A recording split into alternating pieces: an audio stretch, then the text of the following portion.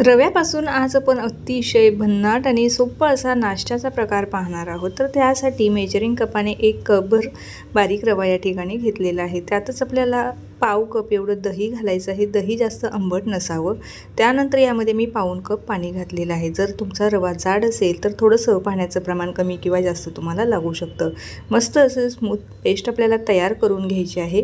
त्यानंतर एका मिक्सिंग बाउलमध्ये काढून 5 मिनिटं त्याला छान असं फेटून घ्यायचं। पीठ हलकं करून त्यानंतर 5 मिनिटाला रेस्ट होण्यासाठी ठेवायचं आहे। जर तुम्ही हा घाईच्या वेळेमध्ये जर बनवणार असाल ना तर याला रेस्ट वगैरे ठेवत बसण्याची गरज नाही। त्यातच 1 चमचाभर जिरं, चवीप्रमाणे मीठ आणि सोबतच 2 चमचे तेल टाकायचं आहे। तेलामुळे हा जो नाश्ता आहे ना खाताना घशामध्ये अडकणार नाही। व्यवस्थित एकजीव करायचं।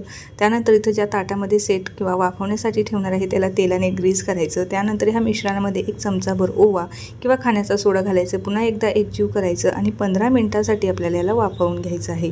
15 मिनिटाच्या अगोदर अजिबात उघडून बघायचं नाही। 15 मिनिटं झाल्याच्या नंतरच चेक करायचं। 15 मिनिटांमध्ये हा व्यवस्थित शिजला जातो।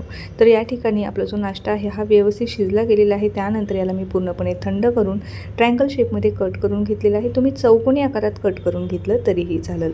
त्यानंतर इथे एका पॅनमध्ये 2 चमचेभर तेल आणि 1 चमचाभर जिरं घातलेलं आहे आणि 1 चमचाभर पोडी मसाला आणि सांबर मसाला टाकून छान असं दोन्हीही बाजूने याला क्रिस्पी करून घेतलेलं आहे। अतिशय भारी आणि टेस्टी लागतो। नक्की ट्राय करून पहा। रेसिपी आवडल्यास लाईक जरूर